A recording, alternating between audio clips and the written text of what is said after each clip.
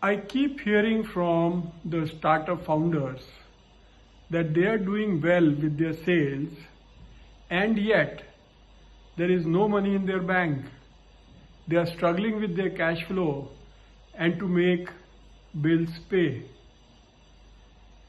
I ask them, how do you do your costing?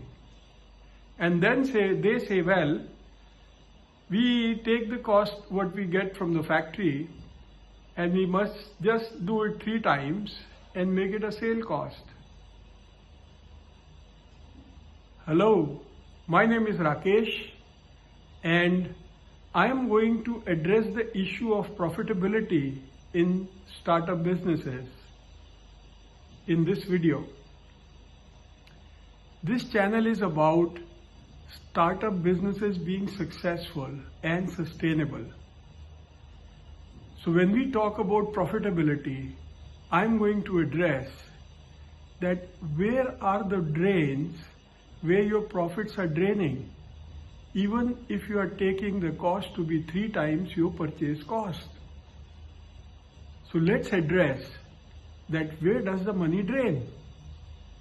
So one of the places where the money drains is that sampling expenses. Do you include that in your costing? You do first samples, then you do resampling, then you may need the size set samples, pre-production samples, and even shipment samples. Apart from that, every time a sample is sent to you, there is a carrier charges or a courier charges. Those are the expenses. Are you taking them into consideration when you are doing your costing? Well, there is another revenue. When the bulk goods are sent to you, you pay transportation. Are you taking that into your costing?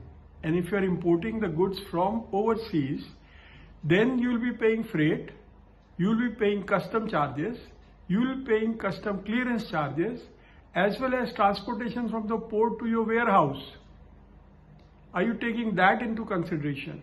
Otherwise, that's another place where your profits are draining. Now, when the goods arrive, you are clear that 100% of your goods are fine. Well, let me tell you from the business operations perspective, fashion industry manufacturing is labor intense.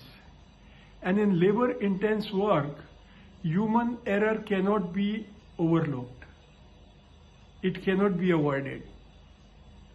So are you taking any percentage of the rejections?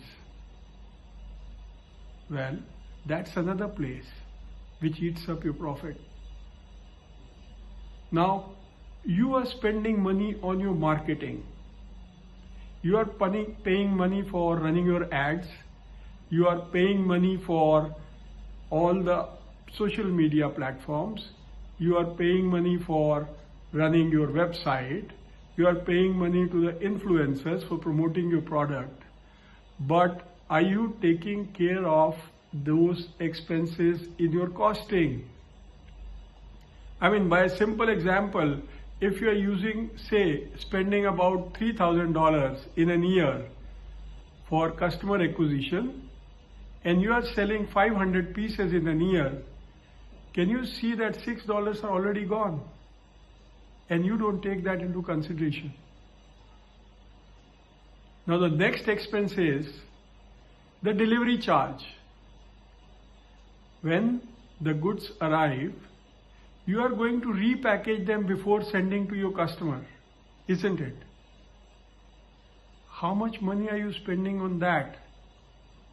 That's another place where your profits are getting drained. Now, let's move forward.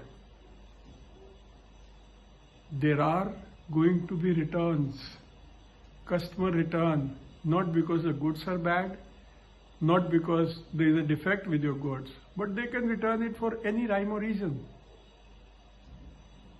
And if you are not taking returns into consideration, then that's another place your money is draining. Now you may have all the positive thinking that there will be no returns, well, that's fine. But from business operations perspective, that needs to be taken into consideration in your costing. Now, another part is that you think 100% of the goods that you receive you will sell.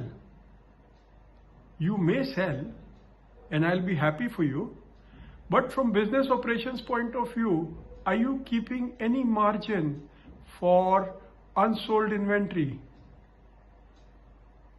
There is going to be unsold inventory, and you got to build that into your costing. Then there are other expenses like payment platform charges, banking charges, rentals, salaries, Wi-Fi charges, your travel and transportation, as well as your own expenses. What about you? Have you set up any salary for yourself so that you have money at the end of the day also? Now, if you're overlooking these expenses, that's where the money is getting drained and you don't know. Now, these are the areas where I'm pointing are where the profits are getting drained. And if you know it, then you can control those costs. The point is not to get yourself antagonized that, oh, so many things have got to be taken into consideration. Yes, from successful business perspective, they need to be taken into consideration. But if you know it, then you can control it also and keep your costs within limit so that you are competitive in the market, so that you are selling well as making money. That's the purpose for which I am making this video, so that you are successful. Subscribe to this channel if you haven't done that so far, and I'll come back with more open areas that will support the fashion startups.